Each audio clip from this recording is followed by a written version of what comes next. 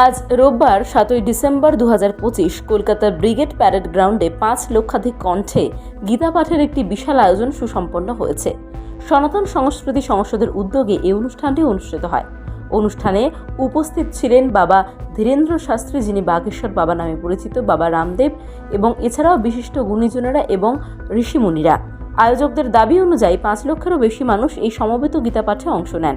রামদেব বাবা, বাগেশ্বর ধামের ধীরেন্দ্র শাস্ত্রী সহ দেশের বিভিন্ন প্রান্তের 150 জন সাধু সন্ন্যাসী উপস্থিত ছিলেন।